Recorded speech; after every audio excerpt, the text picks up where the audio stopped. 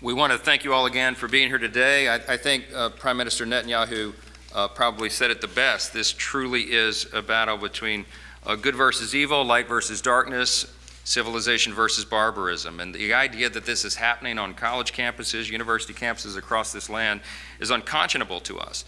This anti-Semitism has become all too common. It's turning to violence in some of these places. And the idea that university administrators would not speak out, would not take care of this problem is just beyond comprehension. You heard the harrowing tales of these students. We could parade many of them up here today to share their experiences from across the land, and it must stop. No Jewish student should feel unsafe going to class or congregating in public or professing their faith. Remember, this is not who we are as Americans. The first freedom that we are guaranteed in the Bill of Rights, in our Constitution, is the freedom of religion, the free exercise of religion. It's an essential component to who we are as Americans. And that's everyone's religion, even minority faiths. For Jewish students to be targeted like this, for them to be suppressed in the expression of their faith, their identity, is just not who we are as a country. We have to change this. And make no mistake, what's happening at colleges today is not free speech. It's exactly the opposite. The stifling of free speech and free expression, the demonizations of students for simply living out their faith and who they are. As members of this body, we have to call out those in Congress as well who employ Hamas's talking points like from the river to the sea, which we all know is an explicit call for the extermination of Israel. History has proven that anti-Semitism, if left unchecked, will not stop for the Jewish people. It goes to other minorities and ultimately to persons of all religions. We have to stand up to this hatred. And I'm so proud to stand alongside leaders like this team behind me and all the House Republicans who have made this unequivocal where we stand, that we are for the good in this battle. We are for religious students, Jewish students across the country, and we want them to be protected and respected. With that, we'll take a few questions if you have any. Yeah. What shifted over the past few weeks in terms of trying to maybe bring up an impeachment vote, an inquiry vote next week? What happened politically, and what's the risk to some of the members from swing districts, Biden districts, if they would go along with this because they were resistant? Well, look, the impeachment inquiry is necessary because, as you know, our committees of jurisdiction, oversight, judiciary, ways and means, Chairman Comer and Jordan and Smith have done an extraordinary job following the facts on this. Remember, it's Article 1 of the Constitution gives the House the impeachment authority. And I've said at this podium before, next to a declaration of war, impeachment, arguably the heaviest power that the House has. Why? Because it's so serious, it's so important. In the previous couple of years, the House Democrats cheapened impeachment. They used it for partisan political purposes. They went after Donald Trump twice. I served on the impeachment defense team twice. We called those sham impeachments, snap impeachments. They were. What you're seeing right now is exactly the opposite of that. You're seeing a very deliberate investigation uncovering and following the facts, following the truth where it leads. That's what the Constitution requires the House to do. And the House Republicans have done that very methodically. So we have come to this sort of inflection point because, Chad, right now the White House is stonewalling that investigation. They're refusing to turn over key witnesses to allow them to testify as they've been subpoenaed. They're refusing to turn over thousands of documents for the National Archives.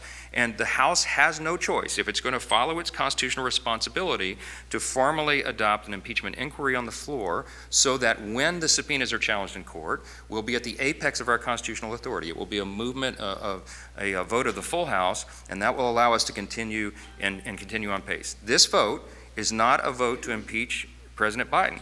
This is a vote to continue the inquiry of impeachment, and that's a necessary constitutional step, and I believe we'll get every vote that we can. Is there concern, though, among some of these moderates, that they're getting dragged into this? This is going to be a tough vote for them. No, all the moderates in our conference understand this is not a political decision. This is a legal decision. It's a constitutional decision. And whether someone is for or against impeachment is of no import right now. We have to continue our legal responsibility, and that is solely what this vote is about. Okay. When you released the videotapes, the video from January 6th, you talked about people withholding data to advance a partisan narrative. What do you think is incorrect about the narrative around that day, and what do you think is the accurate narrative? We'd have to be here for a long time for me to unpack that. Look, I think the January 6th committee was a partisan exercise. They claimed that it was bipartisan, but I think we all recognize that the two Republican members that served on that committee had another agenda.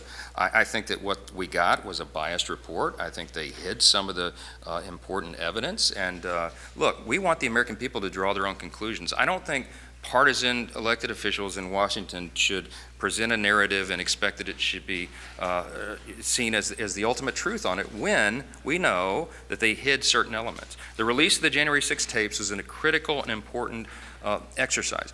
We want transparency. We should demand that the American people do. We trust, House Republicans trust the American people to draw their own conclusions. They should not be dictated by some narrative and accept that as fact. So they can review the tapes themselves. We're going through a methodical process of releasing them as quickly as we can. As you know, we have to blur some of the faces of persons who participated in the events of that day because we don't want them to be retaliated against and to be charged by the DOJ and to have other concerns and problems. So that's a slow process to get it done. We're working steadily on it. We've hired additional personnel to do that, and all of those tapes ultimately at the end will be out so everybody can see them and draw their own conclusion. Let me go to the back row. Back row. Back row. Back row. Thanks. Yeah, so aid to Ukraine dependent on southern border security. What's the bare minimum there if you would deem acceptable in order to make that arrangement? Well, we're in negotiations on that right now. I'll just tell you that any national security package has to begin with the security of our own border. That's what the American people deserve. I've been all across this country in the last couple of weeks, and no matter where I am, everyone of any party or no party is deeply concerned about the open southern border. Whether you're in New York City or you're in South Texas, people see what it's doing to our country. It is unconscionable to me that the White House would continue its current policies and not enforce our federal law. We passed H.R. 2 as a top priority of the House Republicans 6 months ago. It's been sitting over there in the Senate collecting dust. We have to effect real policy change at the border, and that is a necessary condition to anything we do going forward. Look, we're going to get a briefing on Ukraine today from Jake Sullivan, National Security Advisor, and I told Mr. Sullivan very directly that there are important questions that must be answered so that we can continue with these negotiations. Among those is, what is the objective? What is the end game in Ukraine? How are we going to have proper oversight over the funds, the precious treasure of American taxpayers? Because when we go home to our town halls, they ask us a very important question. How can we be engaged in securing the border of foreign countries if we can't secure our own? And that is a question the White House has to help us answer. I've told this to the leaders in the Senate, I've told it to the White House, and I'll say it till we're blue in the face. We are committed to that. The battle is for the border. We do that first as a top priority, and we'll take care of these other obligations. Last question. Thank you.